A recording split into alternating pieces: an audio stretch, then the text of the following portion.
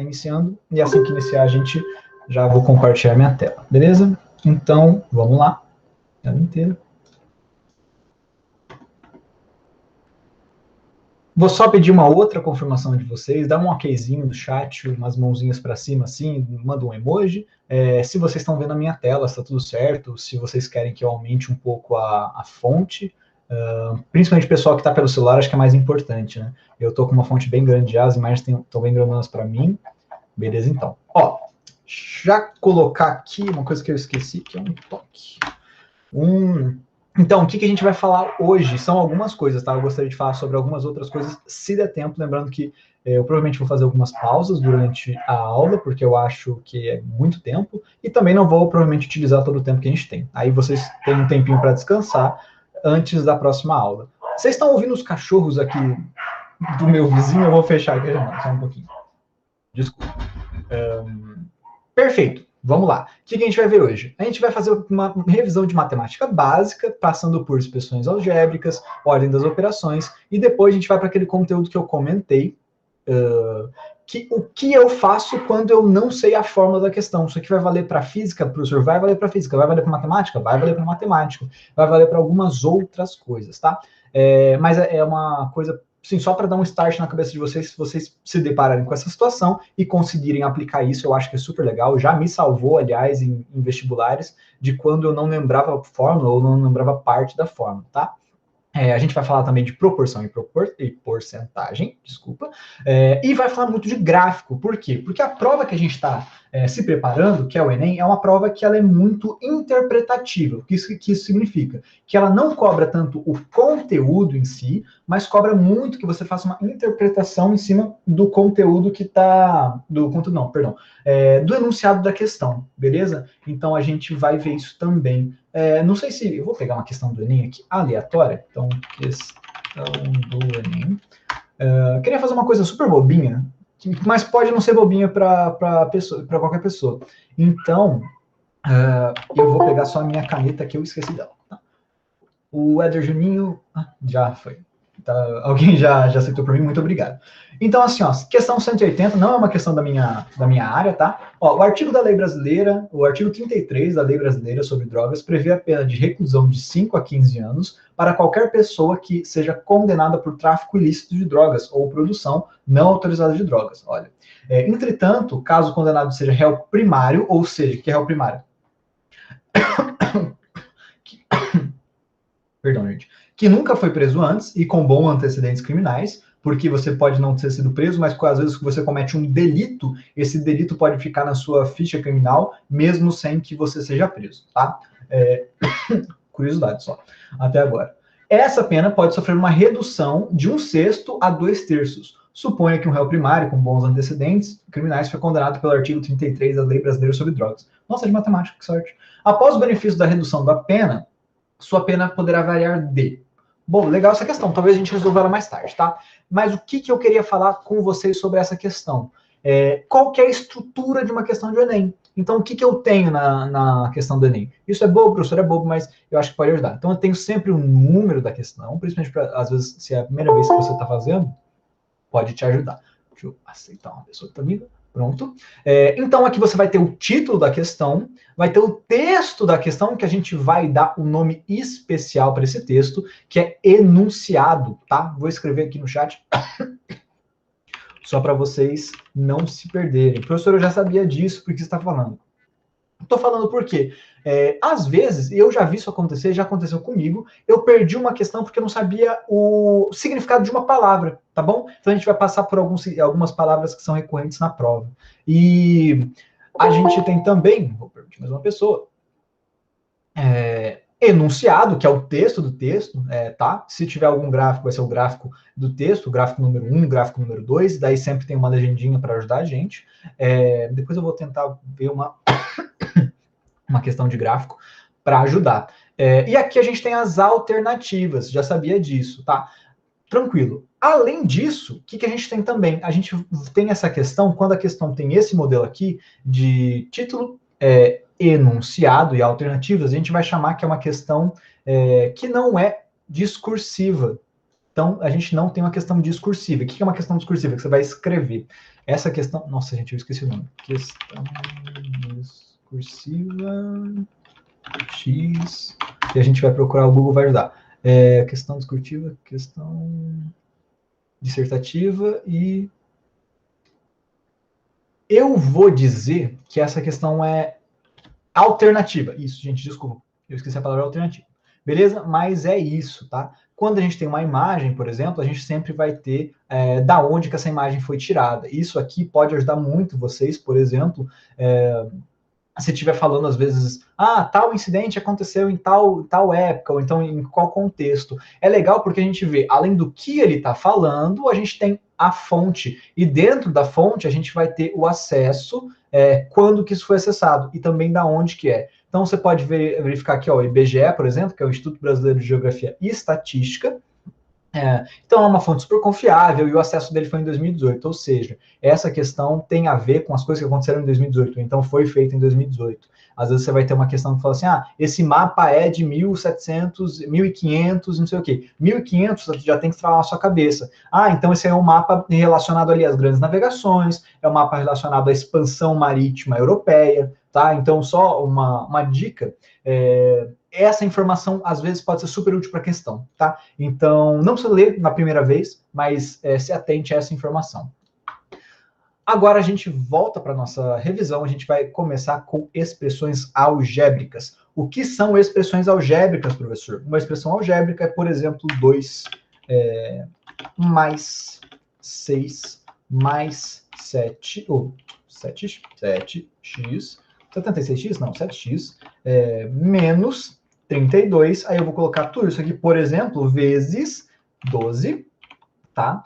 Então, o que a gente tem? A gente tem, uma adição, outra adição, uma subtração, e quando não tem nada, a gente vai considerar isso aqui uma multiplicação, tá bom? Lembrando que multiplicação pode aparecer de 3 formas. Um xzinho pequeno, então, 3 vezes 2. Eu também posso colocar 3,2, isso também significa multiplicação. E, finalmente, eu também posso colocar simplesmente, por exemplo, 3 vezes 2, vezes 2. Isso aqui também exemplifica a mesma coisa. No computador, a gente ainda tem essa última alternativa, que é 3 asterisco 2, ou 2 asterisco 3 nesse caso. Deixa eu colocar para ficar bonitinho, tá? 3 asterisco 2. Então, são todas conotações de multiplicação. Agora, vamos para as conotações de divisão. Para isso, eu vou precisar do símbolo da divisão, tá? Símbolo da divisão. Aqui. Então, esse é o símbolo da divisão, e ele até já colocou algumas coisas para mim. Então, eu posso ter, 7 dividido por 4, e eu também posso, que é uma forma de verificar, de escrever a fração numa linha só, 7/4, tá? Que também é 7 dividido por 4. Além disso, eu também vou ter, por exemplo, né? Vou abrir uma equação. Só um minutinho, então eu tenho uma fração. E eu também posso fazer uma divisão da seguinte forma. Então, é 7 dividido por 4. Tá? Então, são essas as formas que a gente vai ver de fração e divisão, etc. E agora, por que isso é importante, professor? Porque, sabendo disso, o que a gente tem que fazer? A gente tem que saber a ordem das operações. Porque, às vezes, a gente vai ter um texto pode ser um pouco mais longo, e, por exemplo, eu vou ter, 7x² vezes... e aqui, por exemplo, a gente vai ter 3 menos 2, tudo isso dividido por, vou colocar, vamos ver, 7 sobre 5, tá? Isso aqui é um 5, professor, que 5 feio, concordo com vocês. E aí, o que eu preciso saber? Eu preciso saber qual é a ordem que eu vou fazer essas operações, tá? Vou tirar isso aqui, vamos trabalhar com um exemplo um pouco mais simples, então vai ser assim, 3 vezes 7, tá? Tudo isso vezes 5, tudo isso dividido por 20. Beleza, pessoal? Como que eu vou fazer? Primeiro que quando você tem vou colocar 20 menos 10, tá? Quando você tem uma fração, que é a sua equação completa, né, sua expressão algébrica completa, eu tenho algumas formas de fazer. Eu tanto posso começar por baixo, quanto posso começar por cima. Professor, quer uma regrinha? Começa pelo lado que está mais fácil. Não, professor, quero uma regrinha para sempre. Começa por cima e depois vai por baixo, acho que facilita a compreensão. Como que eu faço por cima? O que tem preferência? O que eu vou fazer primeiro? Qual que é a ordem que eu tenho que fazer as operações, beleza? Então, a ordem que eu tenho que fazer as operações é, primeiro, os agrupamentos, que são parênteses, colchetes e chaves. Professor, isso aqui é chave, isso aqui é colchete. O professor nunca lembra, mas é nessa ordem, tá? Depois, a gente vai trabalhar com exponenciações e radiciações. Se tivesse um logaritmo, o logaritmo também entra aqui, tá? Então, vou colocar aqui, ó, o logaritmo, se tiver. Depois, multiplicação e divisão. E, por último, adição e subtração. Isso aqui é super importante, porque às vezes a gente pode errar uma questão que a gente sabe, porque a gente não se atentou à ordem das operações. Me dá um minutinho só que eu vou abrir minha janela. Janela aberta, não tão quente mais. Então, vamos. Lembrando disso, o que eu vou fazer agora primeiro? Lembrando que esse símbolo aqui, ele representa o que a gente já viu lá em cima, representa uma divisão. Então, por onde eu vou começar? Igual essa imagem está me dizendo, vou começar por dentro dos parênteses. Então, 3 vezes 7. Eu vou ter, então, ó, 21, certo? Não quebro os parênteses ainda.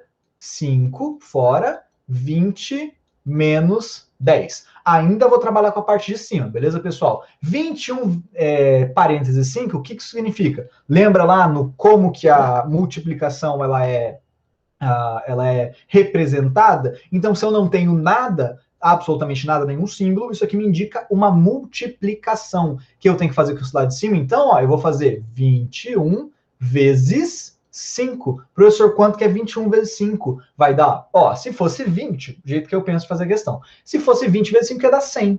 Mais 5 vezes 1, 105. Então, lá em cima eu vou deixar 105, tá? Vou só apagar isso aqui para não ficar muito confuso. Agora, eu vou repetir os números embaixo. Eu tenho 20 menos 10. Beleza, pessoal? Então, ó, aqui para baixo, 105, 20 menos 10. 20 menos 10 é uma subtração simples, vou fazer. Então, vai ficar 10... ou 105 dividido por 10, tá bom? Professor, acabei a questão? Não acabei a questão. O que eu tenho que fazer com essa questão para finalizar ela? Eu tenho que fazer uma coisa que a gente chama de simplificação, que é a segunda parte que a gente vai ver agora na nossa aula, tá? O que é simplificação? É você reduzir o número ao a menor forma que ele pode assumir, ou como fração, ou então como um número decimal, beleza? Por que a gente pode fazer isso? Porque quando a gente tem uma fração, a gente pode, por exemplo, dividir em cima e dividir embaixo, que vai representar o mesmo número. Professor, não entendi o que você falou. Tudo bem, não tem problema. Vamos colocar, ó, 25 dividido por 5, tá? 25 é quantas vezes 5? São 5. Então, essa fração aqui representa o número 5. Concorda comigo? Professor, entendi, bacana, ficou legal. Agora, 100 dividido por 20, quanto que isso aqui dá? Isso aqui também dá o número 5. Por quê? Porque 100 é 5 vezes o número 20. Professor, eu sei disso, por que você está me falando? Porque na questão, o que vai estar nas alternativas é sempre a forma mais simplificada da fração. Professor, por que você está falando isso? Porque às vezes pode ser mais difícil do que parece. Vou dar um exemplo um pouco mais difícil. Eu tenho 4x ao quadrado dividido por 3y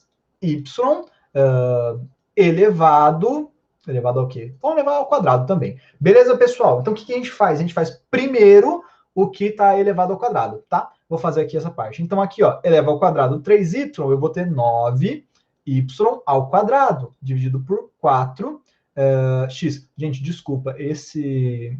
Aqui em cima eu vou deixar 3, tá? Esse exemplo não foi bom. Aqui é 3x ao quadrado. Eu vou fazer de novo. Então aqui eu tinha 3x dividido por 3y. Perfeito, vamos lá. 3x ao quadrado aqui em cima, não mexo nele, vou fazer o 3y ao quadrado. Vai dar 9y ao quadrado. Professor, vai ser essa questão que vai estar na minha alternativa? Não vai ser essa questão. Por quê? Porque eu ainda posso simplificar essa fração. Por quê? Porque tanto 3 quanto 9 são divisíveis por 3. Então, qual que é o valor que vai aparecer na alternativa? Vai ser 1x ao quadrado dividido por 3y ao quadrado. Tá bom, pessoal? É isso. Posso passar raiz em todo mundo? Nesse momento não. Por quê? Porque raiz de 3 não é um número exato, tá? Então, vamos lá. Essa aqui é a versão mais simplificada dessa equação. Então, é essa aqui que vai entrar. Beleza, pessoal? Então, é isso de questão de simplificação. Tem que dar outro exemplo? Não, tem que dar outro exemplo? Não. Mas acho que eu não finalizei. Não, finalizei sim, a linha de raciocínio. Então é isso. Se alguém tiver alguma dúvida, pode ficar à vontade para descer letras nos comentários. A gente já vai para a próxima partezinha da nossa aula.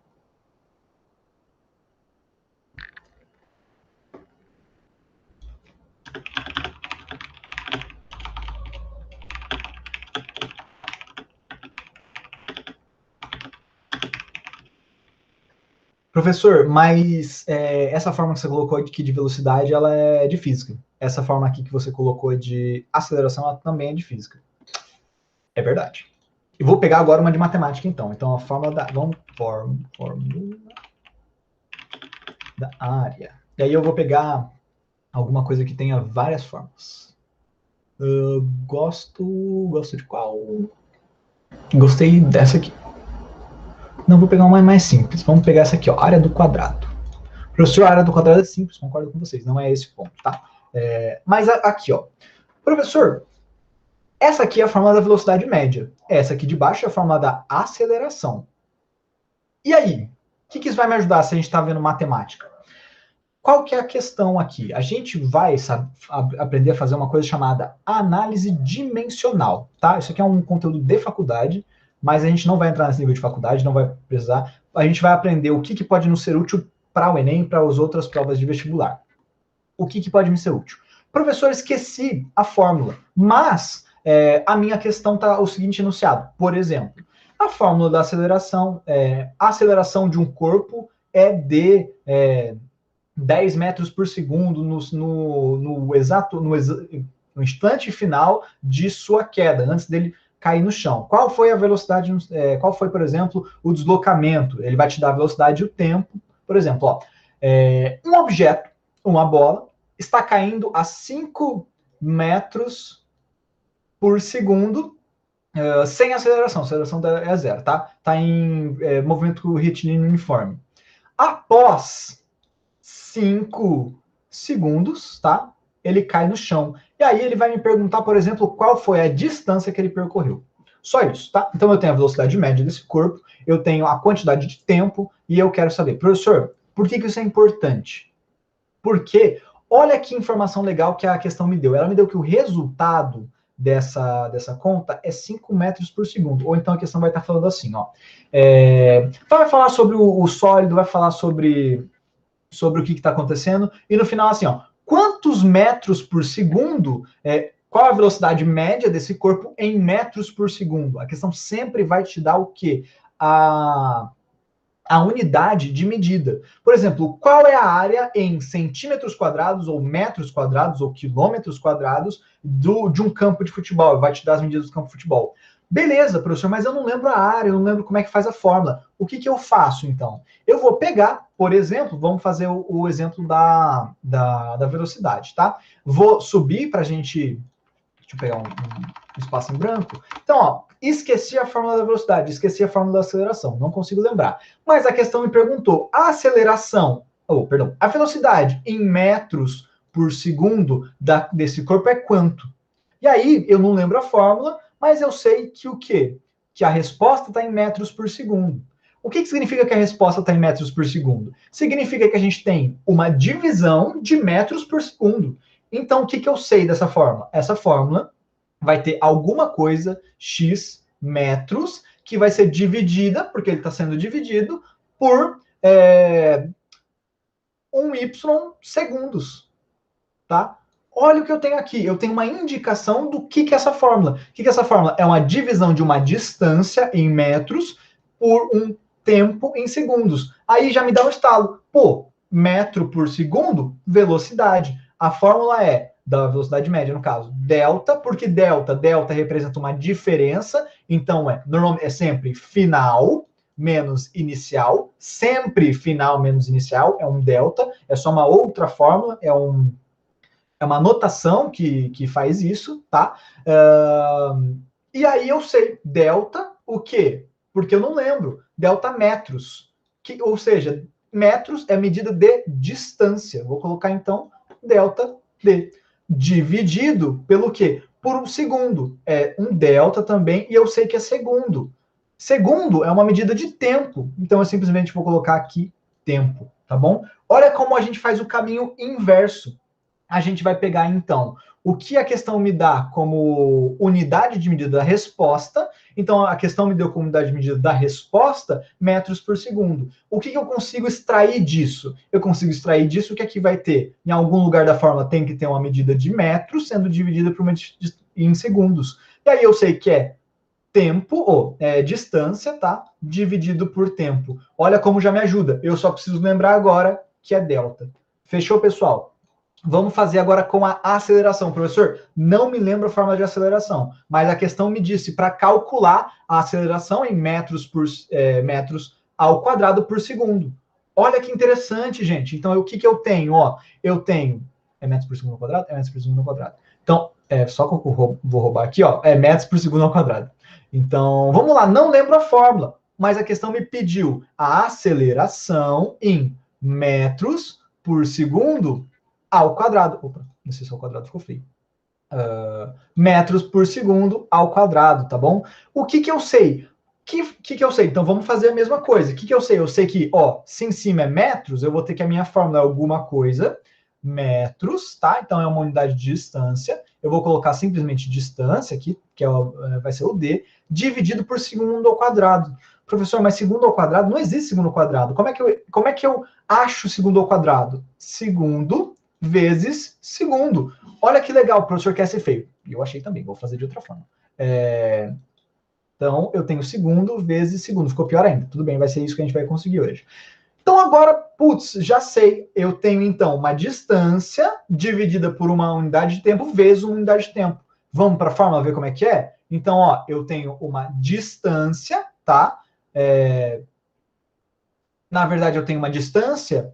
O que aqui? Uma distância, porque a velocidade é o quê? Metros por segundo, dividido por mais um segundo, certo? Se eu tenho, ó, metros por segundo, tô copiando aqui, tá? É a mesma coisa. Metros por segundo dividido por segundo, o que eu vou fazer? Fazer o contrário. Então, eu vou multiplicar isso aqui vezes 1 vezes o segundo. Qual que é a resposta? Metros por segundo ao quadrado. Viu como isso pode nos ajudar? Então, assim, ó, não é uma coisa que você vai utilizar em qualquer situação, tem formas mais complexas e mais simples, mas agora a gente vai para a última fórmula que a gente vai usar, que é a área do quadrado, tá? Eu só vou voltar para o espaço lá de cima. Então, ó, a questão é a seguinte, a questão é, um campo de futebol foi construído e ele tem medidas tais e medidas tais. E eu quero que você me diga, porque a questão vai falar assim, qual é a área em metros quadrados? Então, eu sei que a área é em metros quadrados do campo de futebol. Só permite alguém? Então, o que eu sei? Eu sei que essa fórmula tem que ter alguma coisa que gere metro ao quadrado. Aí eu vou pensar com a minha cabeça, como é que eu faço metro ao quadrado? Não é metro vezes metro? Então, isso quer dizer que na fórmula, obrigatoriamente, vai ter uma distância vezes uma distância. Ó, lembrei a fórmula da área. A fórmula da área é qualquer distância vezes uma distância. Beleza, pessoal? Então, é isso. Alguns momentos isso vai dar certo, alguns momentos vai ser mais complexo. Mas se você não lembra a fórmula, pode ser um indicativo para te ajudar, tá bom? Se alguém tiver alguma dúvida, pode ficar à vontade, senão a gente já vai passar para o próximo conteúdo.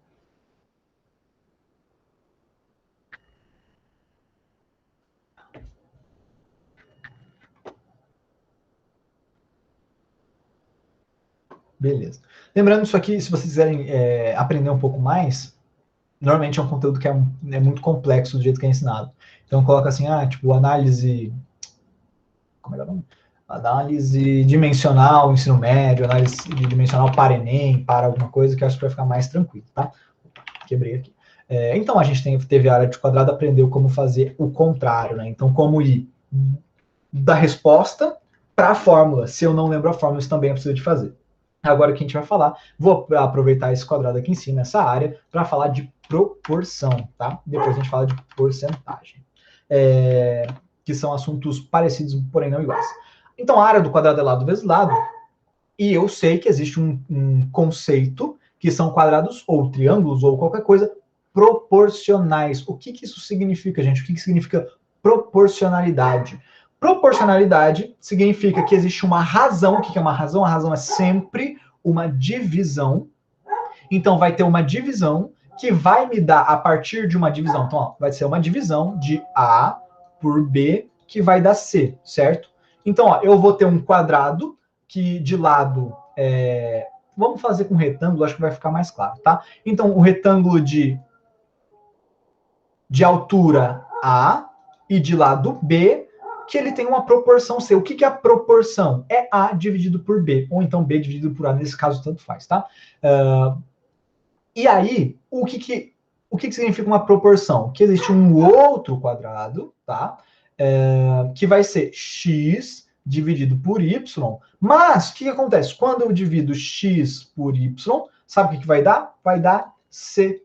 Por que c? Porque c é a razão desses quadrados. Se as medidas dos quadrados, mesmo sendo diferentes, quando eu divido uma pela outra, eu tenho o mesmo valor, então eu digo que eles são proporcionais. Por quê? Porque existe um número que, multiplicando esse número, ó, vamos fazer agora a inversa. Existe um número C, que se eu multiplicar por A e por B, ele vai me dar as mesmas medidas, tá? Olha que interessante. Vamos ver isso na prática? Então, o caso mais clássico que a gente tem é do triângulo. Triângulo de Pitágoras. Vamos ver. Triângulo de Pitágoras. Isso é o triângulo de Pitágoras, tá? Só para não falar besteira para vocês. Então, o triângulo de Pitágoras, o que é o triângulo de Pitágoras? O triângulo mais básico, ele é assim, ó. O professor tá feio, concordo. Então, o triângulo de Pitágoras, ele é um triângulo assim. O que esse triângulo tem de especial? Ele tem um lado 4, 3 e 5. 3, 4 e 5, gente.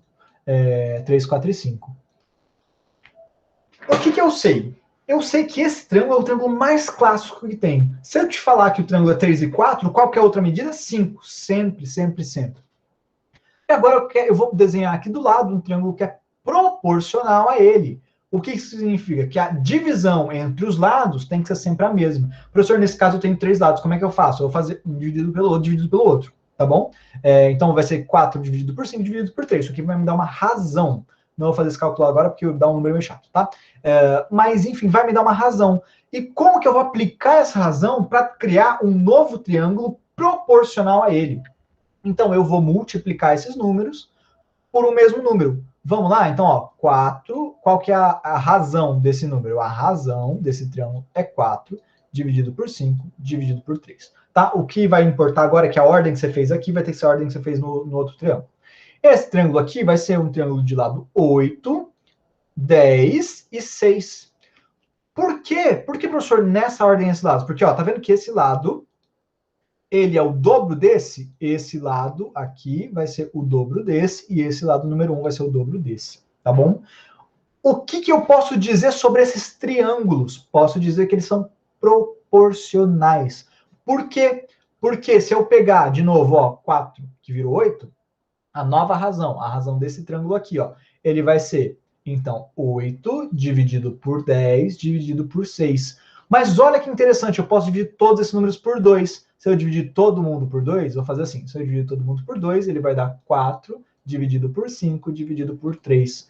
Olha que interessante, é a mesma razão aqui e aqui. Então, ó, o que eu posso pedir para vocês? Posso pedir para vocês, ó, tais retângulos, vou colocar aqui os retângulos, esse retângulo aqui, por exemplo, é 12 e 4. E esse retângulo aqui, vamos pensar, ó, é 120 por 40. E esse retângulo aqui, ó, ele vai ser 60, certo? Dividido por 20. Esses retângulos, eles são proporcionais. Como que eu acho isso? Então, vamos lá, ó. A base vezes a altura tem que me dar uma razão. Vamos achar a razão de cada um? Razão desse aqui. 12 dividido por 4. 12 dividido por 4 eu sei que dá 3, tá? 120 dividido por 40. É isso mesmo. 120 dividido por 40. Ah, professor, isso aqui é fácil. Ó, vou cortar o zero. Isso aqui vai dar 3. Então, olha, a razão continua a mesma. E esse aqui? 60 dividido por 20. Professor, é fácil, vou cortar aqui, isso aqui vai virar 3, tá? Então, olha que interessante, mesmo tendo medidas diferentes de lados, a razão gente, paralelepípedo não é paralelepípedo, porque não é uma figura 3D. Isso é um retângulo. Nossa, o professor está meio lerdo hoje, que o dia foi tenso. Mas, enfim, a razão entre eles permanece a mesma. O que eu posso falar sobre esses retângulos? Que eles são proporcionais. Não é que eles têm o mesmo lado e a mesma altura, mas a razão entre o lado e a altura é sempre a mesma se eu pegar os triângulos diferentes. Para que eu vou usar isso na minha vida, professor? Por exemplo, eu tenho uma escada, certo? Pensar um exemplo melhor. Legal. Acho um exemplo legal. Ó. Eu gosto muito, sabe, daqueles Funko, sabe Funko Pop? E aí eu vi um outro dia um bonequinho que ele me dizia que ele era 1/10, a razão dele era 1/10 do tamanho real do ator. Era um boneco do Homem-Aranha, eu acho. O que isso significa? E, ó, por exemplo, o meu boneco ele tem 17 centímetros de altura, tá? 17 centímetros. Centímetros? 17 centímetros de altura. E eu sei que ele é 1/10. A razão entre ele e o ator de verdade é de 1/10. Então, olha que legal que eu posso fazer. Então, se ele me dá que o meu boneco tem 17 centímetros de altura e a razão é 1/10, isso quer dizer que eu vou multiplicar esse número por 10, tá?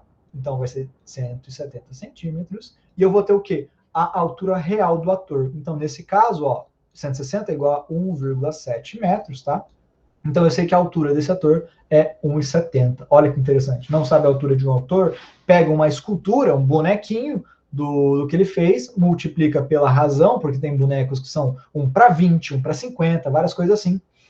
E você vai achar a altura do seu autor favorito. Professor, exemplo péssimo. Tudo bem, gente. Desculpa. Agora a gente vai falar de porcentagem, tá? Antes disso, eu vou pedir uma pausinha para vocês. A gente está mais ou menos no horário de uma aula. Vamos fazer 5 minutos de pausa, 6 minutos, até então às 19h50. Pode ser, pessoal?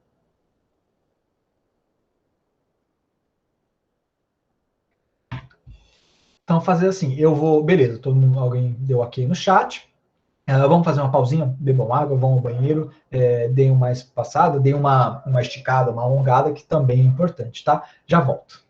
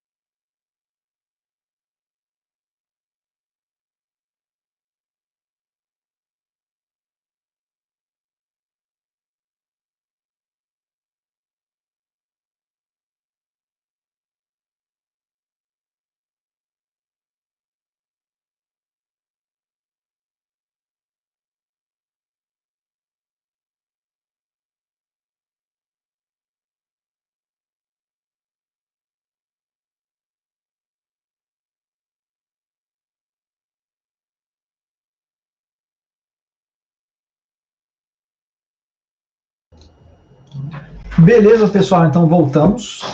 Eu vou esperar um pouquinho mais para ter certeza que todo mundo já chegou. Enquanto isso, se vocês tiverem alguma dúvida, algum comentário, se vocês quiserem falar, professor, você pode dar uma palhinha sobre um conteúdo ou outro, você pode explicar uma dúvida, podem ficar muito mais do que à vontade, tá? Esse é o nosso momento, é um momento que eu gostaria de não ser tão conteudista, igual eu comentei com vocês. Então, você fala assim, tem uma dúvida sobre outra coisa, tem uma dúvida sobre qualquer outra matéria, eu vou fazer o melhor para te ajudar, mas se for de matemática, para mim é mais fácil, tá?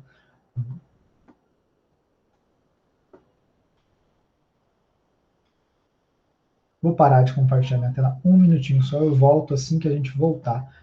Fico esperando um ok de vocês, se vocês voltaram, manda no chat quem voltou, e aí eu fico mais tranquilo, tá?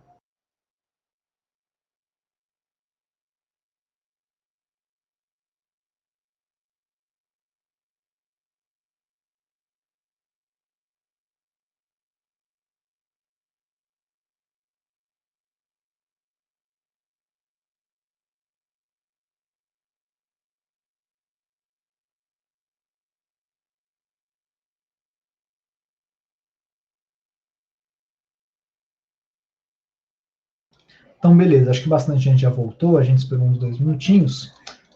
Vamos para o próximo conteúdo, tá? Que é um dos conteúdos que o professor mais gosta, o professor sempre relembra de falar disso, porque, igual eu estava comentando um pouco mais cedo, um pouquinho mais para frente, a prova do Enem é uma prova que é muito baseada em interpretação de texto, interpretação de informações.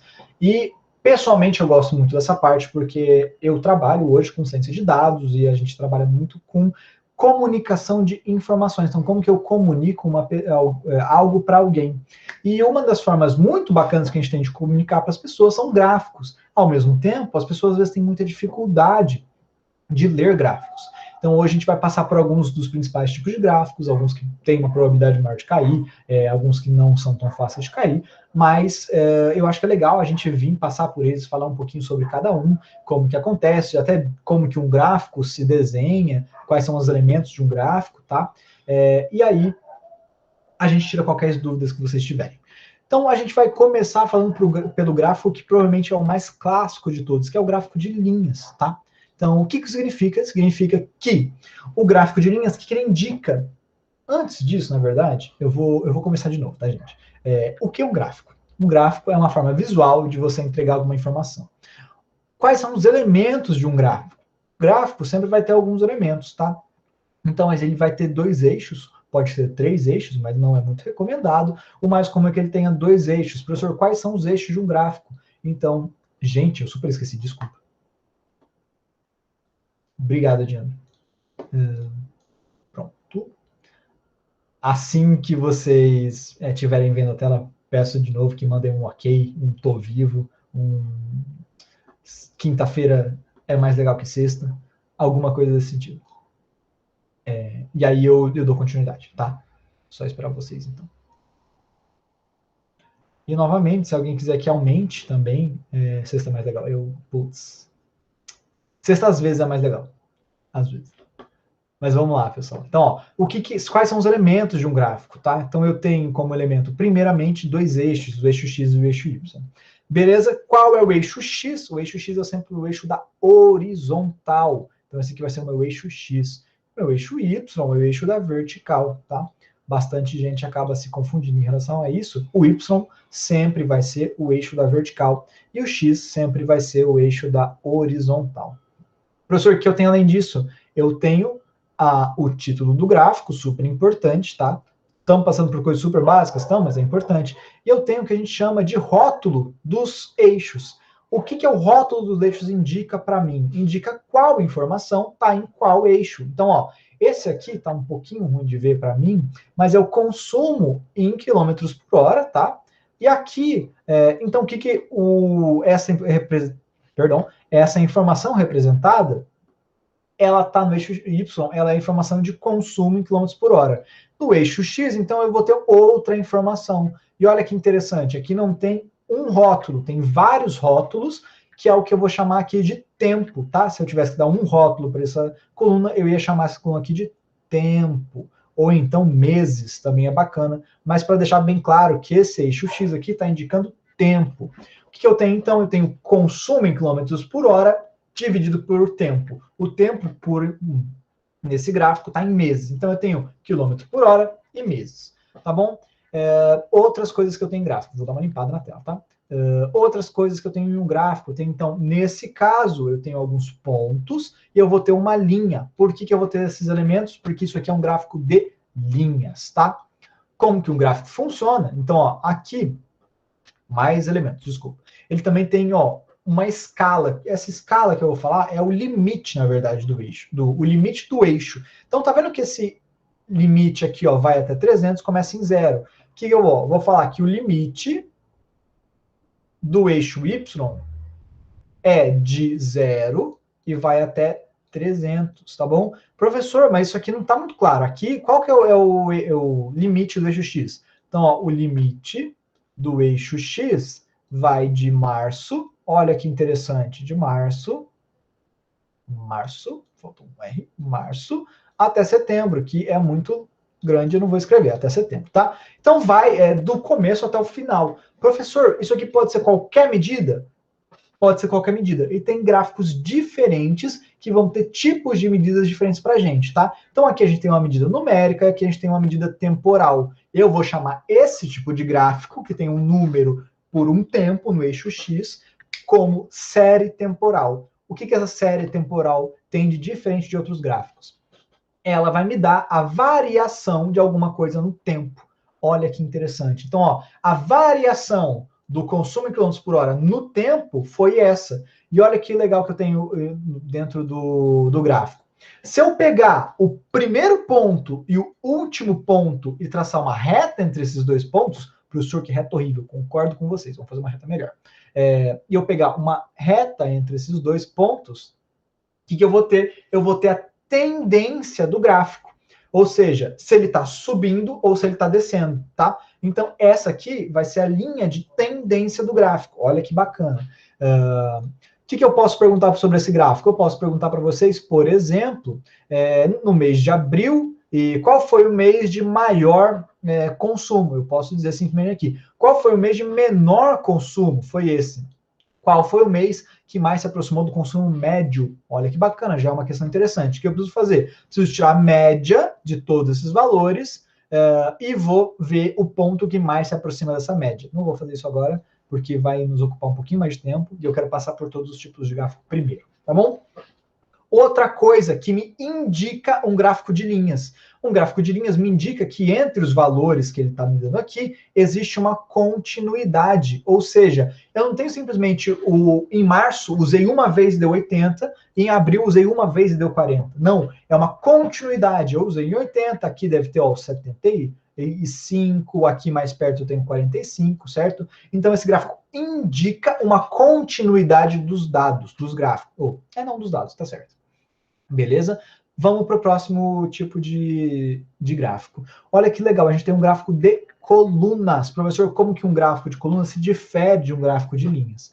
Então, ó, a gente pode ver, a gente tem o eixo, a gente tem o limite do eixo, aqui também tem o eixo X, o limite do eixo X, só que em vez de ter pontos e linhas, que vão, principalmente linhas, na verdade, que vão indicar os meus valores, eu vou ter colunas. Essas colunas podem ter tanto na vertical quanto na horizontal. Vou procurar um exemplo. Então, gráfico de barras ou colunas horizontais, tá?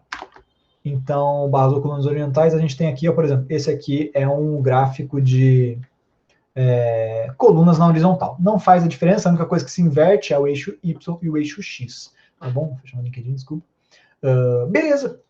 Professor, para que esse gráfico é utilizado? O de linhas, você me contou, que normalmente é utilizado para fazer séries temporais. Verdade. Esse de colunas é o quê? É o que a gente chama de gráfico categórico. Por que gráfico categórico? Porque normalmente as informações representadas aqui são categorias. E olha como isso é verdade. Aqui a gente tem os torcedores de algum lugar, tá? Não sei que lugar é esse. Mas eu tenho as categorias. Então, olha que interessante. Aqui eu não tenho uma ordem, eu tenho uma ordem definida. Março vem antes de abril, e depois de abril vem maio, depois de maio vem junho. Então, tem uma ordem entre as coisas. Não são simplesmente categorias, tem ordem. Agora, se eu voltar aqui para o meu gráfico de colunas, a ordem em que eles estão apresentados não importa. Você pode ver que não está na ordem crescente, não está na ordem decrescente, está numa ordem meio aleatória, tá? E aqui as categorias não importam. O Palmeiras não é melhor, não é depois, não é algo necessariamente numa ordem em relação ao Santos. O Santos é o último? Talvez, não sei, vamos ver.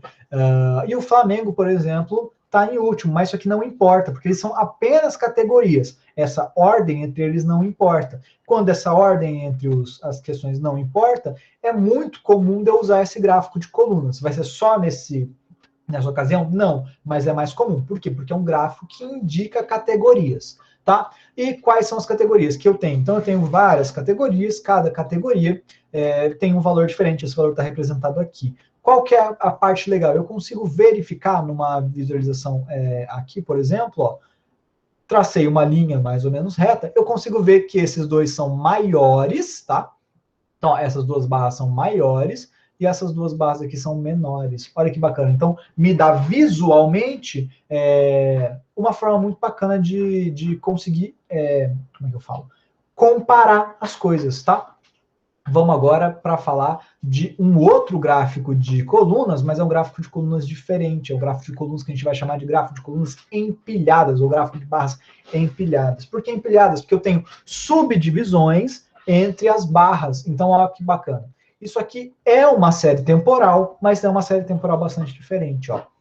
Então, por quê? Porque ela está organizada em categorias. As categorias são tanto os meses, quanto aqui os vendedores. Então, ó, quem vendeu mais, fica bastante, ó, eu não consigo ver, fica muito difícil de ver quem vendeu mais. Por exemplo, ó, essa barra aqui é maior que essa, é difícil de ver, é difícil fazer essa comparação. Então, o que esse gráfico me mostra? Me mostra as partes de um todo, tá? Então, o que o gráfico de barras empilhadas vai mostrar para vocês? Vai mostrar sempre as partes de um todo. Tá vendo aqui, ó, que o José é parte, o Carlos é parte, o César, a Maria, o Miguel são partes desse todo que representam as vendas de janeiro. Isso aqui é um pouco mais difícil de cair nas provas, mas, de novo, ó, eu tenho título, tenho eixo, tenho dois eixos, não, eu tenho dois rótulos aqui, porque são duas categorias que estão sendo mostradas, tá? Outra coisa, um gráfico que é bastante comum, é um gráfico de pizza. Então, esse aqui pode cair. O que um gráfico de pizza ele vai indicar para a gente? Também vai indicar partes de um todo. Aí tem uma grande diferença entre o gráfico de pizza e o gráfico de colunas, que é um está em pizza e outro está em colunas. Eu entendi, professor. Não é. Qual que é a diferença? Esse aqui a gente tem um círculo, tá? E é o que a gente vai chamar de, em vez de ter coluna, ele tem o quê? Setores. Então, cada uma dessas coisinhas aqui, que tem uma informação, eu vou chamar de setores. Um gráfico de pizza também é chamado de gráfico de setores, tá? E também, nesse caso aqui, ó, olha, é um gráfico categórico. Aqui é muito difícil de ter um gráfico de série temporal, tá? E o que acontece com esse tipo de gráfico? Esse tipo de gráfico não é tão bacana de comparar. Por quê? Vamos dizer que eu tinha um outro candidato aqui, ó, que tem X%. E um outro candidato aqui, por exemplo, ó, que tem X%. Esse candidato aqui tem mais que esse tem mais que esse. É muito difícil de comparar para o nosso cérebro. Setores. Por quê? O que é um setor? Um setor é relacionado ao ângulo de... É um setor de um círculo, tá? E como que é a regra de setor de círculo? Nem lembro, professor. Vamos ver, ó. Então, ó, medida de setor de círculo. Essa o professor realmente não lembra. Tá? Então, imagem, medida do setor de círculo vai ser o quê? Vai ser π raio ao quadrado de alfa dividido por 360. Olha como é uma conta super complexa de fazer. E é uma conta que nem os meus olhos, nem o meu cérebro estão acostumados a fazer. Então, ó, o meu cérebro e meus olhos não estão acostumados ao quê? Comparar setores de um círculo. Aqui é fácil, porque é respectivamente metade, um quarto, tá? Mas, normalmente, a gente não usa esse gráfico quando a gente tem muitas categorias. É um poucos lugares que a gente utiliza. Tem um outro tipo de gráfico de barras que eu queria falar, mas eu esqueci o nome dele em português, que vai ser o nosso histograma. Lembrei agora, histograma. Então, o que é um histograma, tá? Um histograma também é um gráfico de barras, vou copiar ele para a gente usar, lá na nossa semana Enem, então vou colocar aqui que é um histograma. O nosso histograma, ele é bastante, não é bastante diferente, mas ele tem algumas diferenças para o nosso gráfico de barras. Por quê? Porque ele representa uma coisa um pouco diferente. Aqui, ó, é a frequência que isso aqui aparece dentro de uma distribuição. Lembra? Estou falando de distribuição, normalmente estou falando de estatística, tá bom? Então, distribuição tem que lembrar de estatística. O que isso aqui significa? Que essa medida aqui, ó, ela não é o quantas vezes, ela significa o quanto que isso aconteceu dentro de uma distribuição, tá? Eu vou procurar um gráfico um pouco mais simples para a gente poder fazer...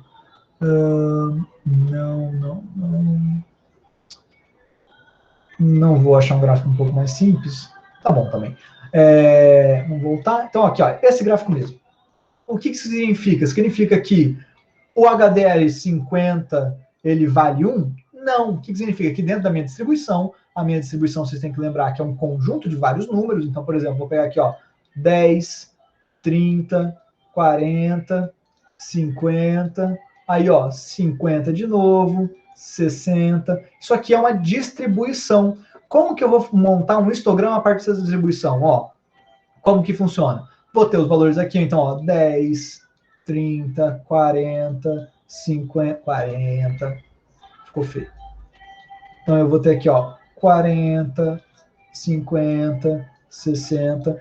E aqui no meu eixo, que eu vou ter a quantidade... perdão, gente, eu errei, tá? Então, aqui vai ser 10, 20, 30, 40, 50... E aqui vai ser o número de vezes que isso aparece na minha distribuição. Então, o número de vezes que aparece na distribuição. Então, 1, 2, 3, 4, 5. Olha que interessante. Então, ó, 10 aparece duas vezes na minha distribuição. O número 20 aparece 5 vezes na minha distribuição. Então, olha que ele não representa um valor. Ele representa quantas vezes esse valor acontece numa distribuição. Então, ó, o que eu posso falar dessa distribuição? Quais são as perguntas relacionadas a esse tipo de gráfico? Quantas vezes apareceu o maior valor da distribuição? Então, o maior valor dessa distribuição aqui, ó, que é 575, 70, né? Ele apareceu 2 vezes. Qual foi o valor que mais apareceu? Então, o valor que mais apareceu foi entre 50 e 55. Olha que interessante, já nos dá informações muito diferentes do que a gente estava vendo em outros tipos de gráfico, tá? Então, passamos por todos os tipos de gráficos de colunas. Agora tem um outro tipo de gráfico, que é um gráfico de área. Um gráfico de área, ele pode também, ele é um pouco mais complexo, um pouco mais difícil de ver. Por quê? Porque o que representa? Ele está representando toda essa área aqui. Então, o comércio significa toda essa área. Os alimentos, toda essa área. E os metais, toda essa área. E também é uma série temporal, ó, que você pode ver aqui. É uma forma um pouco mais complexa de representar, porque a gente também não é muito bom em comparar áreas. Então, ó, eu tenho essa área aqui, que ela tem várias ondinhas, e essa área de baixo. Vamos falar que essa área de baixo estava aqui, ó. Como que eu consigo comparar essa área com essa área? No Enem, em questões do Enem e etc., a gente vai ter isso muito em física. Por exemplo, vai ter a velocidade média de um carro, ela vem para cá, sobe, desce, vai a 0, sobe para o máximo, fica aqui, se estabelece. Então, isso aqui, ó, vai ser, ó, a velocidade, tá? No tempo. Metro no tempo, professor tá doido. Então, no tempo, tá bom? Então, a gente vai ter velocidade no tempo. E aqui eu vou ter 0, por exemplo. Meu 0 não está exatamente na junção dos eixos X, vamos apagar isso. Então, eu quero o meu 0 aqui. O que significa? Quanto tempo o carro ficou parado? Vamos dizer que aqui é o aumento 2, aqui é o aumento 5, aqui é o aumento 7, aqui é o aumento 9. Quanto tempo esse carro ficou parado? Ou seja, que a velocidade dele foi igual a 0. Eu já vi várias questões assim. Então, foi de 2 a 5. 2 a 5, o tempo que ele ficou parado é igual a 3, aí segundos, minutos, o que esse gráfico estiver indicando. Se esse gráfico aqui estiver em minutos, então a minha resposta também tem que estar em minutos. Beleza, pessoal? Então, isso aqui também é super útil. Eu acho que o que eu tinha programado é mais ou menos isso. Igual eu tinha comentado para vocês, não pretendia usar todo o tempo, mas a gente ainda tem bastante tempo. Gostaria de abrir agora para perguntas, se vocês têm algumas questões. Senão, eu mesmo vou fazer mais uma parte que eu acho que faltou a revisão. E eu acho que é bem bacana. Então, se vocês tiverem alguma dúvida, pode deixar, eu vou tomar uma aguinha enquanto eu deixo vocês falarem.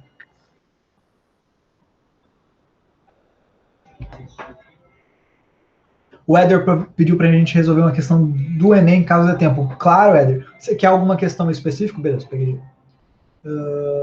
Questão 131. Beleza. Vou passar aqui para a tela de vocês. A gente vai fazer essa questão junto. Éder, vou contar para você. Não sei como fazer essa questão, não tinha visto essa questão, mas vamos fazer ela juntos, beleza? E aí, o que eu acho legal da gente combinar? A gente vai combinar também, não só como que eu posso resolver uma questão, qual que resolve essa questão, mas como que o professor pensa para resolver uma questão. Por quê? Porque às vezes você vê outra pessoa resolver uma questão e fala assim, o jeito que ele responde é super diferente da que eu respondo. Então é bacana, tá? Olha que legal, a gente tem um gráfico, eu não gosto muito desse gráfico, mas a gente vai ver.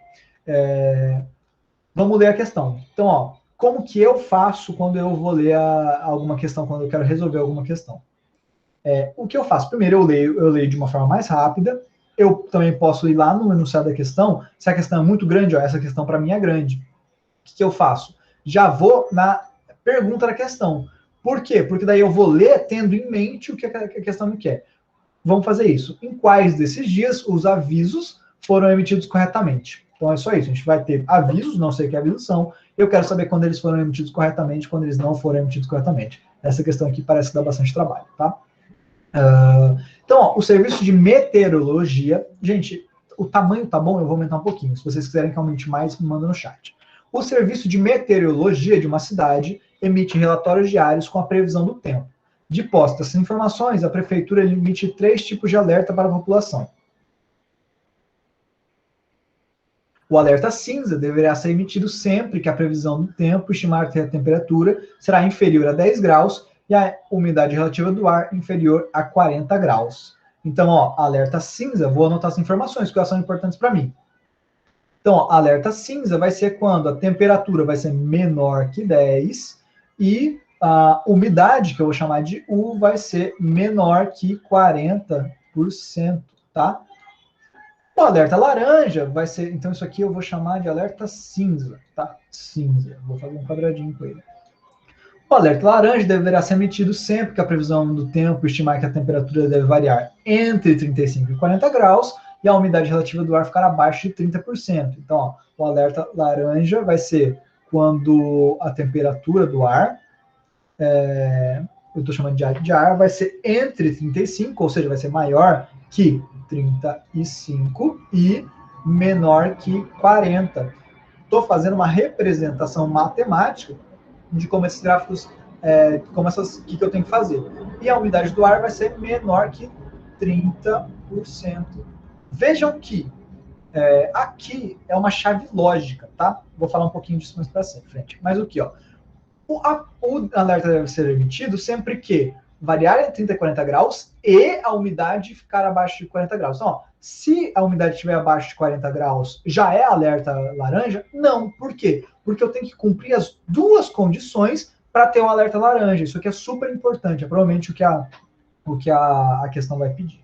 Tá? E o alerta vermelho, que eu vou chamar de vermelho, de V de vermelho, fica um pouco pequeno, tá? Então, quando a previsão de estimar uma temperatura superior a 40, então a temperatura do ar vai ser superior a 40. 40 está o quê? Em graus, tá? Olha que bacana que ele me diz. Variar entre 35 e 40. O que significa? Que 40 está dentro aqui. Por quê? Porque 40 tá. E aqui, ó, será superior a 40. Então, aqui só vale maior. Se for inferior a 10, isso aqui é um 10, gente? Sim, isso aqui é um 10. O professor está completamente maluco, tá? Ah, tá. É inferior a 10. E olha que interessante. Aqui, ó, esse 35 e 40, ele também variar entre, ou seja, 35 está dentro. Vou colocar um menor igual. Por quê? Porque também o 35 considera dentro desse intervalo, tá? Então, vamos lá. Essa aí provavelmente vai ser uma pegadinha da questão. Alerta vermelho será emitido quando a previsão de tempo maior e a umidade relativa do ar vai ser menor que 25%. Beleza? Vamos um pouquinho para baixo, um resumo da previsão do tempo na cidade, período de 15 dias, foi apresentado no gráfico. Caramba! Ah, é a mesma escala, tá? Vou deixar a nossa colinha aqui do lado, tá? Vou só apagar essa parte aqui e vou para as alternativas das questões. Então, ó, decorridos 15 dias de validade, eu preciso do gráfico inteiro, né? Vamos pegar. Pronto, certinho. Então, ó, decorridos os 15 dias de validade desse relatório, um funcionário percebeu que no período que se refere ao gráfico foram emitidos os seguintes alertas. Então, a gente teve um alerta cinza, no dia 12 alerta laranja, e no dia 13 alerta vermelho, tá? Em quais desses dias foram emitidos alertas corretamente? Olha que questão legal. Ela não pede os alertas errados, ela pede os alertas corretos. E ela faz isso com uma palavra, tá? Então, como que a gente vai fazer? Como que eu resolveria essa questão? Eu tenho 3 dias, eu vou localizar esses 3 dias no gráfico, e eu vou verificar em qual dos alertas esse gráfico vai me colocar, tá bom? Então, ó, dia 1, alerta cinza. Vamos para o dia 1. Dia 1, então, entre o 2 e o 1 aqui, ó, se a minha escala é de 2 em 2, no meio desse aqui eu tenho o dia 1. Olha o meu dia 1 aqui, já encontrei ele. A temperatura, ele está abaixo de 20, certo? Abaixo de 10. Por que eu sei que é abaixo de 10? Porque está de 20 em 20, e eu sei que essas linhas aqui representam 10. Então, olha que bacana, já entendi que a temperatura do dia 20 está abaixo de 10. Abaixo de 10, já vou lá para o quê? Para o meu alerta cinza. Então, ele cumpriu uma das condições. Ó, então, o dia 10 está cumprindo uma das condições. Só que eu tenho que lembrar que não basta cumprir uma das condições, tem que cumprir as duas. Vamos voltar a anunciar da questão, ó. É sempre, ó. Deixa eu apagar isso aqui, tá? É sempre E. Então, ó, a temperatura deveria ser inferior a 10 e a variação entre 30 e 40 e a unidade I e a unidade E. É sempre um E. Então, o que significa? Eu tenho que cumprir as duas condições para emitir esse alerta. Então, isso aí é super importante para entender essa questão. Né? A gente chama isso de chave lógica, uma chave lógica E. Tá bom? Eu tenho um vídeo sobre isso, tá no material de vocês, ou da última ou da penúltima aula. Eu posso mandar o link de novo, se vocês quiserem. Mas está no material de vocês, sobre chaves lógicas. É um conteúdo que a gente normalmente não vê muito, mas ele é lógico, e ele cai em algumas questões como essa, por exemplo. Gostei bastante dessa questão, vou falar bem a verdade. Tem gráfico, tem chave lógica, para mim tá bem legal, eu gostei. Então vamos voltar para o nosso dia. O nosso dia é o dia 1, em que a temperatura é o quê? Menor que 10, então ele já cumpriu o dia 1, né? O dia 1, ele já cumpriu uma das condições, agora a gente tem que ver se ele cumpre a segunda. Então, ó, a umidade relativa do ar, que está no mesmo eixo, então, ó, também está aqui, a umidade relativa do ar, também é inferior o quê? Não, a umidade relativa do ar está aqui, tá? Essa segunda. Então, a temperatura é a linha contínua, eu vou chamar de T, de temperatura, e a umidade é essa linha pontilhada. A umidade está abaixo dos 40? Tá, porque o 40 está aqui, ela está abaixo. Então, ó, o alerta cinza está correto. Por quê? Porque ele vai me dar tanto a condição de temperatura quanto a condição de umidade. Tendo as duas condições, eu consigo. Então, ó, sei que o dia 1 está correto. Agora vamos para o dia 12. O dia 12 já está marcado aqui no mapa. Ó. Então, o dia 12 é esse pontinho aqui e também esse pontinho aqui, tá bom? Vamos lá fazer, ó, o que é alerta laranja? O alerta laranja está quando a temperatura está entre 35 e 40 graus, só que conta 35 e conta 40, isso é super importante para essa questão. E a umidade está menor que 30. Vamos verificar isso? Ó. Então, primeira temperatura. A temperatura está entre 30 e 40? Tá. Por quê? Porque 40 está incluído no intervalo. Então, a primeira, beleza, isso aqui está correto. Agora, vamos ver se a segunda também está correta. A umidade tem que estar abaixo de 30. A umidade relativa do ar está abaixo de 30, isso aqui também está correto. Olha que bacana, olha que legal, a gente já viu o 12. Agora, vamos para o dia 13, que foi alerta vermelho. Vamos verificar se ele realmente foi alerta vermelho? Vou só apagar aqui, tá?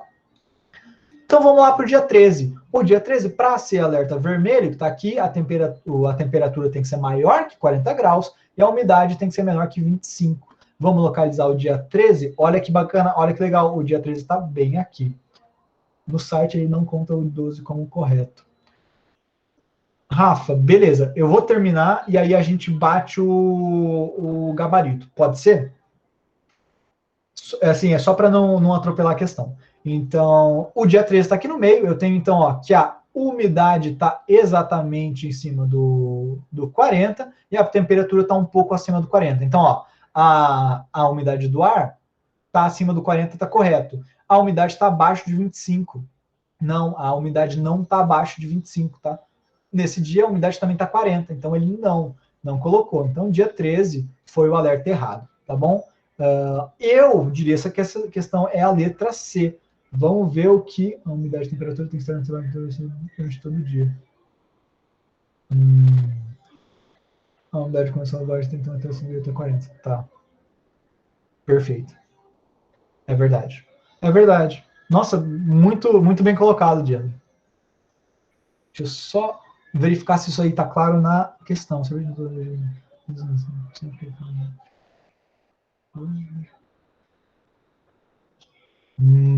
Tá. Olha, tá interessante. Eu, pessoalmente, não gostei dessa questão.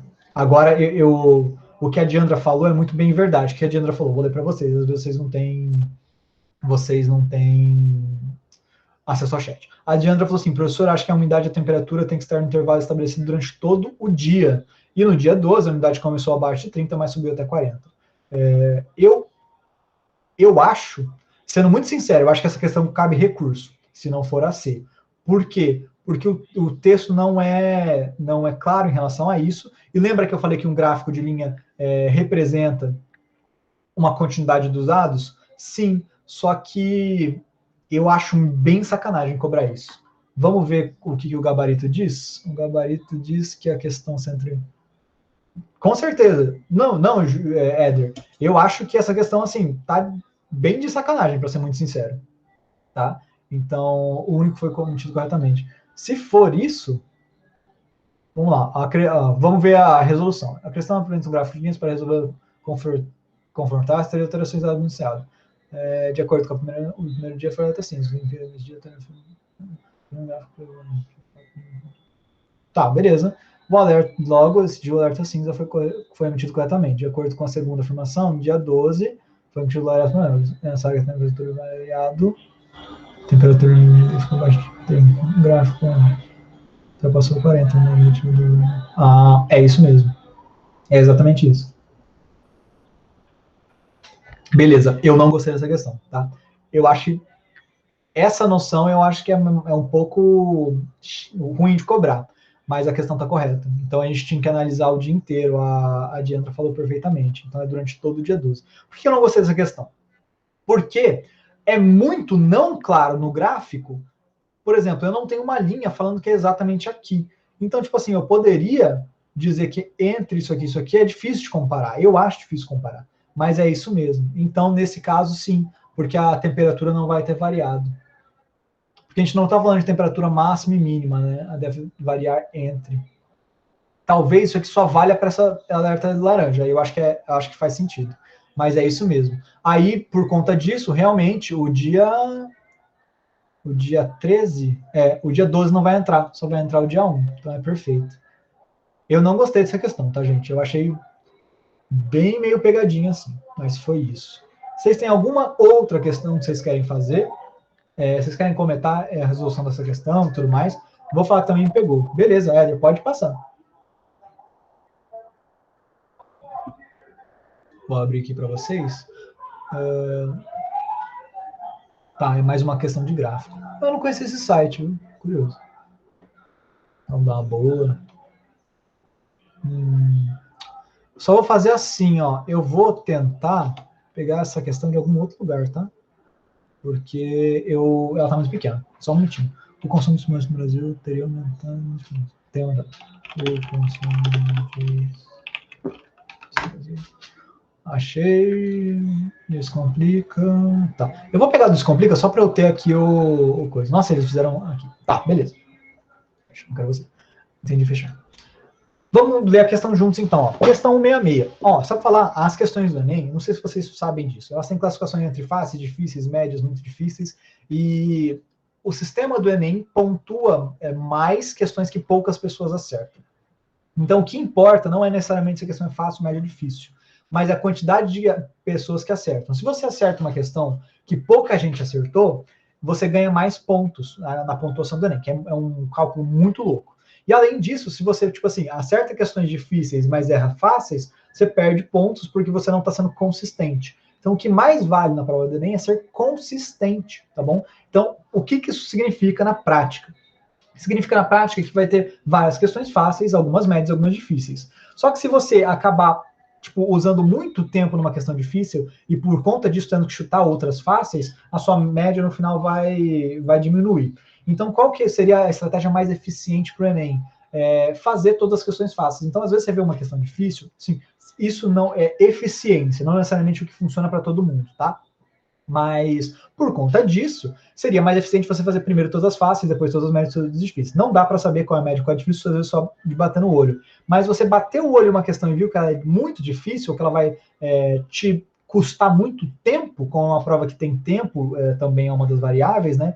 Recomendo para vocês, a questão é muito difícil, vai colocar muito tempo, anota em algum lugar que você pulou essa questão e pula, tá? Mesmo que você saiba fazer.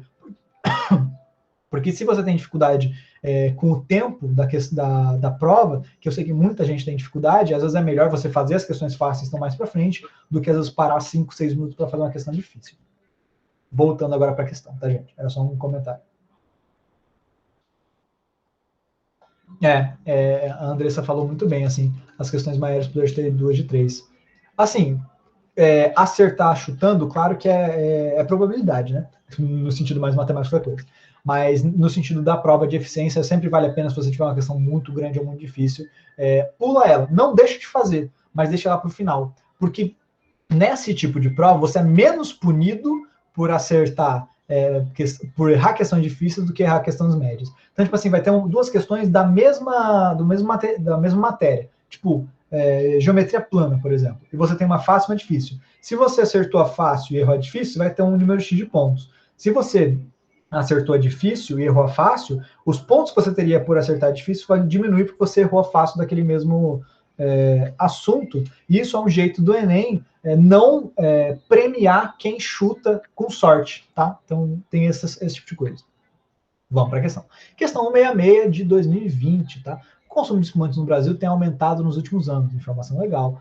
Uma das etapas do processo de produção consiste no envasamento da bebida em garrafas semelhantes à da imagem. Nesse processo, a vazão do líquido interior da garrafa é constante. Essa palavra é super importante.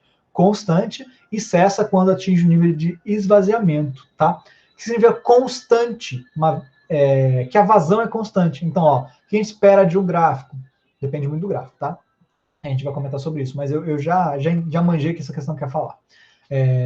Então, nível de vazamento. Qual é o esboço do gráfico que melhor representa a variação da altura do líquido em função do tempo? Essa questão eu já gostei, tá? Adorei essa questão. Porque a gente vai ter que levar várias coisas em conta. Qual é o esboço que melhor representa a variação de altura do líquido em função do tempo na garrafa indicada na imagem? Então a gente tem vários gráficos. Putz, não está muito legal. Eu vou tentar desenhar essa garrafa aqui, tá? Então, como é que é uma garrafa? Uma garrafa é assim. E aí ela tem uma tampa. Que tampa linda, professor. Concordo com vocês, tá? Deixa eu ver só o negócio. Ela é quadrada aqui embaixo, ó. Então eu vou deixar essa garrafa com menos curvas, tá? Então, não vou conseguir. Tá, enfim. Essa é a nossa garrafa. O que a gente tem que pensar? Que ela vai ser enchida até aqui. E o que o meu gráfico pede? Ele pede a altura do líquido no decorrer do tempo. O que eu preciso pensar para resolver essa questão? Primeiro no gráfico. Ó, então o gráfico ele tem a altura do tempo. Quais são os eixos? O eixo aqui ó, é a altura, eu vou chamar de H, porque normalmente a gente chama de H. Professor, por que a gente chama a altura de H? Porque é height em inglês, tá? E aí a gente usa H, Hzinho, Hzão, depende muito do contexto. Eu vou usar H e aqui a gente tem o tempo, por tempo. E a gente quer um gráfico. Olha que interessante, olha que bacana, olha que legal. O que eu espero dessa garrafa? Lembrando que essa garrafa, olha, vou refazer, tá? Olha que legal, essa garrafa, ela tem uma curva aqui. E aqui ela é reta. A gente quer ela é reta. Ela é reta, e aqui ela tem uma curva. Tá? O ponto de enchimento é até aqui, ó. Então ela vai encher até esse ponto e aqui tem uma rolha. Vamos desenhar uma rolha que o professor está me desenhando hoje. Tá? Então o que eu preciso pensar? Eu preciso pensar na altura dessa garrafa. E essa questão é super legal, porque ela vai fazer a gente imaginar as coisas e é assim que a gente vai resolver ela. Tá? Então, ó, vamos o momento 1, tá? Então, ó, tempo 1, tempo 2, tempo 3, tempo 4, tempo 5, tempo 6. Vou colocar isso. Então, 1, 2, 3, 4, 5, 6. Gente, eu vou fazer uma pergunta esquisita para vocês. O meu vizinho tá me deixando muito triste, porque ele tá tocando Marília Mendonça, eu gosto muito de Marília Mendonça, e agora eu estou nostálgico. Só queria falar assim, tá vazando para vocês o som ou não? Vou esperar um minutinho a resposta. E só as antigas aí, pra melhorar. Vocês me respondam aí, qualquer coisa eu fecho a janela ou abaixo o som do vizinho. Beleza. Então, ó, o que eu preciso pensar? Que quando eu estou enchendo um líquido e ele tem o diâmetro dele constante, tá? Esse aqui é o diâmetro da garrafa. Vou usar meu copo. Olha que legal o meu copo. O meu copo, ele começa fino e termina grosso. É o contrário dessa garrafa, tá? Então eu vou tomar minha água. Eu vou fechar. O que essa garrafa, como que eu posso colocar essa garrafa? Essa garrafa aqui, ó, o que ela é? É que não tem alguma coisa que seja totalmente igual. Ó, mas vamos pensar no meu copo. O meu copo, ele tem uma boca, uma base fina e uma boca larga. Então, o que eu preciso esperar de um gráfico do meu copo? O meu copo, ele é todo igual, então é mais fácil, tá? Então, ó, vamos pensar no meu copo, tá? Então, a altura do meu copo, a vazão é constante, isso aqui é super importante, eu esqueci de falar. Se a vazão é constante, quer dizer que entra no meu copo o mesmo número de moléculas de água por segundo, por minuto, não importa. E o meu copo é dessa forma, então ele começa fino e termina grosso. O que significa? Que no começo eu preciso de uma quantidade X, ou seja, de um tempo X, para encher 1 centímetro. E no final, porque o copo fica mais aberto, eu vou precisar de uma quantidade maior de tempo para ocupar a mesma quantidade de espaço. Tá? Então, como é que ficaria o gráfico desse copo? Foi claro no que eu falei? Ó, então, ó, para colocar esse tamanho aqui, ó, eu preciso de uma quantidade, por exemplo, de 1 segundo. Como lá em cima eu tenho mais área para cobrir, porque a boca do copo é maior, eu vou precisar de uma quantidade maior de tempo para conseguir colocar essa água nessa mesma altura. E é sobre isso que é essa questão. Então, como que vai dar a vazão constante de altura por tempo do meu copo, esse copo azul? Como ele tem uma linha mais baixa, no começo vai ser mais rápido encher ele. Que à medida que a altura vai aumentando, ó, vai ficando mais devagar.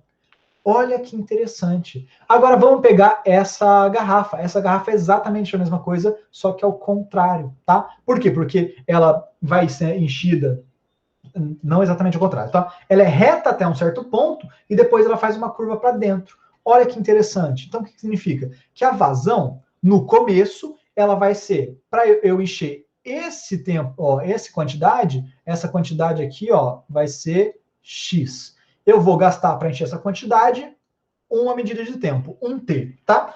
Para encher a mesma quantidade, ó, eu vou ter aqui, ó, mais 2x. Para encher essa quantidade de 0 até 2x, eu vou ter quanto? Ou então de mais um x, né? Eu vou ter mais um tempo. Aqui é... eu consegui refazer? Graças a Deus. Então, ó, eu vou tirar o 2 aqui.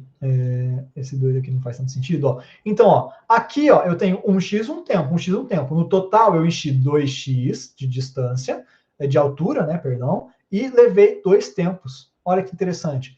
Como a garrafa aqui, as bordas dela são retas, então eu vou ter sempre o mesmo tempo para a mesma distância. Até chegar onde? Até chegar aqui, ó, nesse momento que ela não é mais reta. O que significa? Que o gráfico, se eu vou precisar de uma medida de tempo para uma medida de distância, uma medida de tempo para a mesma medida de distância, o meu gráfico vai ser o quê? Vai ser uma reta, até o momento que ele chegar aqui. Vou chamar esse momento de tempo 5, tá? Tempo igual a 5.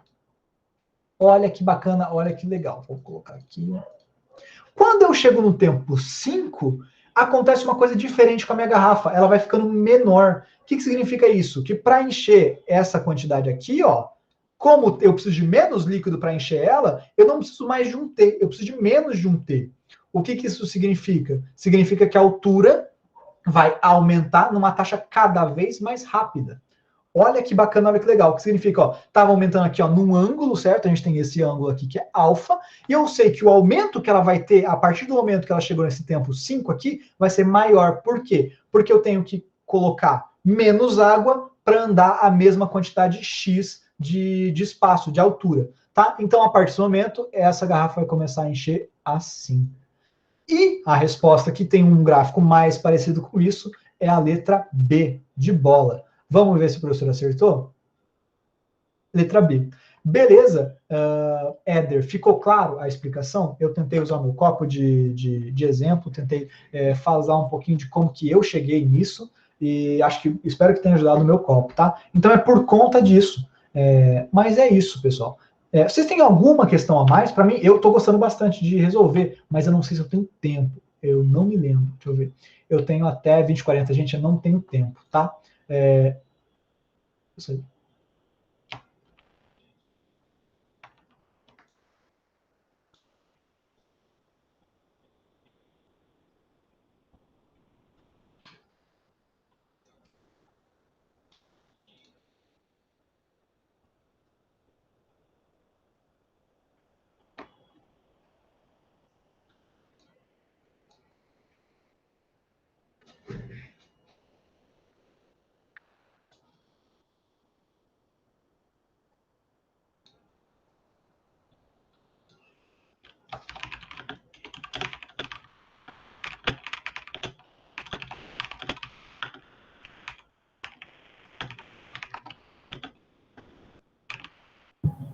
Professor, você está na chamada ainda.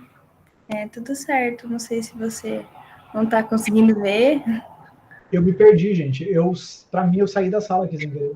Não, você está aqui. Gente do céu, eu fiquei doido. Tá, desculpa, gente. Cadê eu? Cadê eu? Gente, para mim, eu saí da sala. Eu não consigo ver vocês, nem o chat. Tá, enfim, eu vou deixar assim, tá, gente? Deu um bug aqui. Eu realmente não tô conseguindo achar. Ou eu tô muito doido. Tipo, pra mim, eu tô pedindo pra entrar na sala. Deixa eu ver se eu consigo achar vocês rapidinho aqui. Gente, não sou só eu que estou vendo o professor, né? Agora também. Será que eu estou tendo uma alucinação do professor? Não, beleza.